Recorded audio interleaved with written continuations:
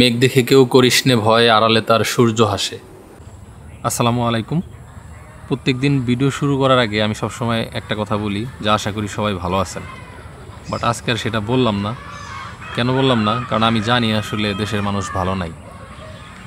বিশেষ করে এই যে এখন যে একটা আন্দোলন হচ্ছে, অনেকে এটারে কোটা সংস্কার আন্দোলন বলতেছেন, অনেকেই কোটা বিরোধী আন্দোলন বলতেছেন, হ্যাঁ, আবার অনেকেই বলতেছেন যে বৈষম্য বিরোধী ছাত্র আন্দোলন। তাই মনে করি যে সবার লাস্টের যে শব্দটা এটাই অ্যাপ্রোপ্রিয়েট। তো কোটা নিয়ে কথা বলার আগে আসলে কোটা বিষয়টা কি, হ্যাঁ, কীভাবে কাজ করে এটা জানা দরকার। এখন স্ক্রিনে যে ছবিটা আপনারা দেখতে পাচ্ছেন এটা মোটামুটি একটা ভালো ধারণা দিছে।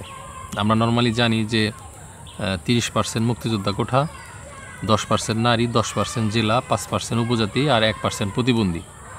হ্যাঁ, এর বাইরেও এই যে ঘুষ, দুর্নীতি, প্রশ্ন ফাঁস, হ্যাঁ, এগুলোও কিন্তু মেধাবীদেরকে বঞ্চিত করে। মানে কোঠা কীভাবে কাজ করে? কথার কথা, ধরেন আমার এই বাড়িতে আমি 100 জন লোক নিয়োগ দিব, এখানে একটা ফ্যাক্টরি করছি, 100 জন লোক লাগবে। তো এটার জন্য আমি সারা বাংলাদেশ থেকে আবেদন সংগ্রহ করলাম।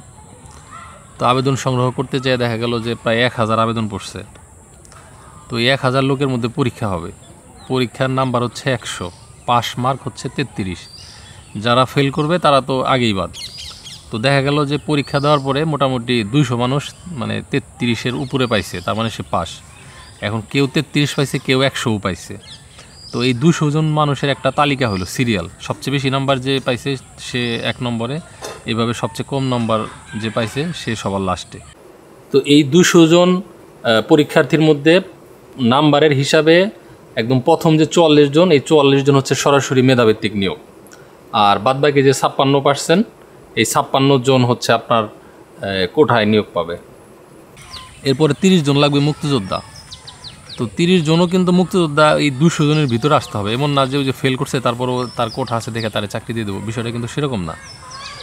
তো তারাও পাশ করছে, তারা ওই 200 জনের মধ্যে আছে। এখানে আমার জানায় ভুল থাকতে পারে, যদি ভুল থাকে আপনারা সংশোধন করে দেবেন। আমি যতটুকু এটা নিয়ে পড়াশোনা করছি, জানছি, আমার কাছে এটাই মনে হয়েছে। তার মানে হচ্ছে মানে কোঠা হোক আর না হোক, একটা সার্টেন মেধা কিন্তু তার থাকা লাগবে। মানে তার কিন্তু অ্যাটলিস্ট পাশ করে আসতে হবে। হ্যাঁ, পাশ করে আসার পরে আমার সাপোজ আমার কোঠা আছে, আমার চেয়ে বেশি নাম্বার পাইছে একজন, সে চাকরিটা পাইতেছে না, কিন্তু কোঠার কারণে আমি পাই যেতেছি। মেধাবীরা কি শুধুমাত্র কোঠার জন্যই বঞ্চিত হইতেছে? সেরকম কিন্তু না। এই 56% কোঠা চলে গেল, এর পাশাপাশি কী হইতেছে, অনেকেই প্রশ্নপত্র ফাঁস কইরা পরীক্ষা দিতেছে। তো সেক্ষেত্রেও কিন্তু মেধাবীরা বঞ্চিত হয়ে যাচ্ছে। আর কোঠার তো একটা হিসাব আছে, এখন কত পার্সেন্ট প্রশ্ন ফাঁস কইরা পরীক্ষা দিয়ে পাশ করতেছে সেটার কিন্তু কোনো হিসাব নিকাশ নাই।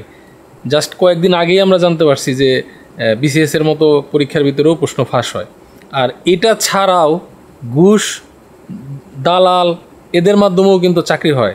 কথার কথা, আমি যে গ্রামে থাকি, মাঝে মধ্যে অনেকেই আমার কাছে আসে যে ভাই একটা জমি বিক্রি করুম, কিনবেন নাকি? দেখা গেলো যে জমিটা এমন জায়গায় আসলে আমার ওই জায়গায় কেনার দরকার নাই। তো তারপরেও কিউরিসিটির জন্য জিজ্ঞেস করি যে ভাই কী জন্যে হঠাৎ করে জমি বেচবেন? বলে যে ছেলের চাকরি হওয়ার কথা চলতেছে, এই জন্যে বেচার চিন্তা ভাবনা করতেছি। মানে এখনও কনফার্ম হয় নাই চাকরি নিয়ে কথাবার্তা বলতেছে, তার আগে এই জমি টমি বিক্রি করার জন্য রেডি, কারণ চাইলেই তো জমি বিক্রি করা যায় না। তো এর মানে কি? এর মানে হইতেছে আমাদের সমাজের ভিতরে এই ধারণাটা এমনভাবে গাইথা গেছে যে চাকরি নিতে হইলে টাকা দেওয়া লাগে। ঠিক আছে, আগে তো একসময় সরকারি চাকরির জন্য টাকা দেওয়া লাগছে, এখন অনেক ক্ষেত্রে বেসরকারি চাকরির ক্ষেত্রেও মানুষের টাকা দেওয়া লাগে। তাহলে সেটাও কিন্তু মেধাবীরে বঞ্চিত করতেছে। বর্তমানে পড়াশোনার উদ্দেশ্য কি? একটা সময় পড়াশোনার উদ্দেশ্য ছিল জ্ঞান অর্জন করা, কিন্তু আমি এখন বলতে পারি 99.9% মানুষ পড়াশোনা করে একটা ভালো চাকরির আশায়, ভালো বেতন পাওয়ার আশায়। ভালো চাকরি পাইলে, ভালো বেতন পাইলে কি হবে? পরিবার পরিজন নিয়ে ভালো থাকবে। আলটিমেট গোল কিন্তু আমাদের ওইটা। তো এখন আমাদের এই সরকার যদি নতুন নতুন কর্মসংস্থান তৈরি করতো, দেশে বেকারের হার যদি কম থাকতো, তাহলে কিন্তু আজকের এই আন্দোলনটা হয় না। এখন সোশ্যাল মিডিয়াতে এই আন্দোলন নিয়ে পক্ষে বিপক্ষে 2টা গ্রুপ তৈরি হয়ে গেছে। তবে এইখানে একটা গ্রুপ সাধারণ ছাত্রছাত্রীদেরকে মুক্তিযোদ্ধাদের বিপক্ষ শক্তি হিসাবে দাঁড়া করানোর একটা চেষ্টা করতেছে, যেটা খুবই দুঃখজনক। এই সাধারণ ছাত্রছাত্রীদের বেশিরভাগই কিন্তু মুক্তিযুদ্ধের চেতনার বিপক্ষের শক্তি না, এটুকু আপনি নিশ্চিত থাকেন। কারণ বাঙালি জাতি আমরা এত অকৃতজ্ঞ না যে যারা রক্ত ঘাম বিসর্জন দিয়ে আমাদের স্বাধীনতা এনে দিছে তাদেরকে আমরা অস্বীকার করব। এখন আসেন, এই দেশ স্বাধীন করার সময় সমস্ত অবদান কি শুধুমাত্র মুক্তিযোদ্ধাদের? যদি এটা কেউ বলে, আমি মনে করি সে ভুল করতেছে।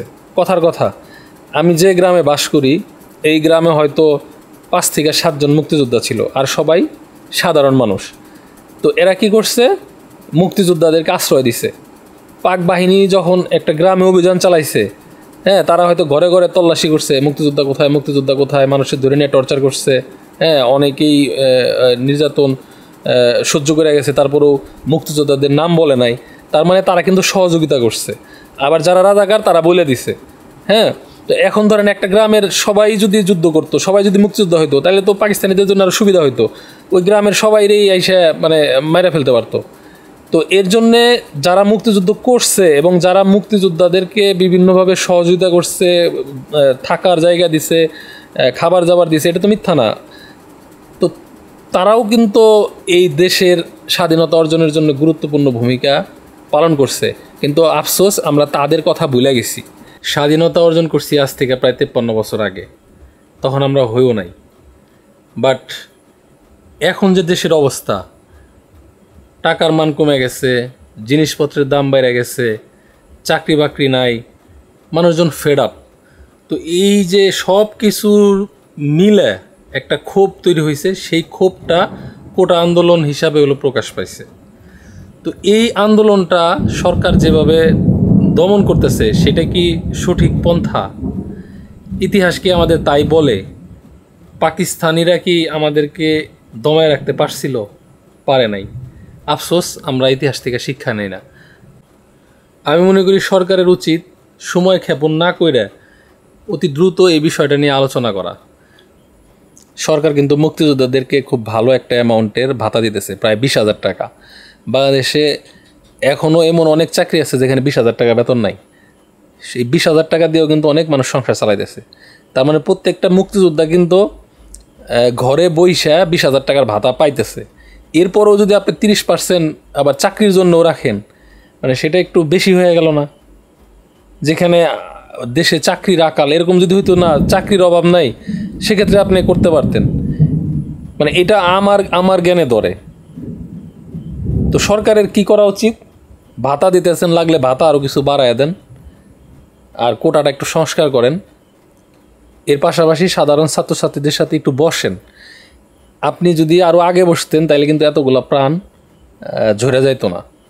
এই যে মায়ের বুকগুলা খালি হইল, এটা কি আর উঠে আসবে? আপনিও তো স্বজন হারাইছেন, তাই না? আপনি তো জানেন স্বজন হারানোর যে বেদনা।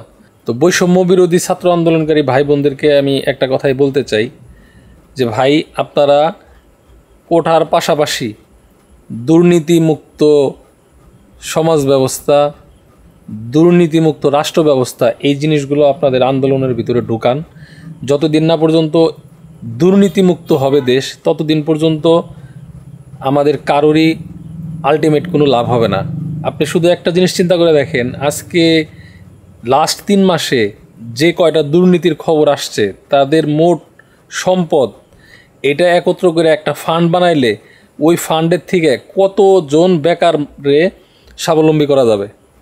আর স্বাবলম্বী কি শুধুমাত্র দেশেই করা যাবে তা না, সরকার চাইলে কিন্তু একটা ফান্ড বানাইতে পারে, যে ফান্ড থেকে যারা বিদেশ যাইতে ইচ্ছুক তারা সরকারি খরচে বিদেশ যাবে, এবং যে বিদেশ যাওয়ার পরে সেখান থেকে যখন বেতন পাবে, সেই বেতন আবার সরকার কেটে নেবে।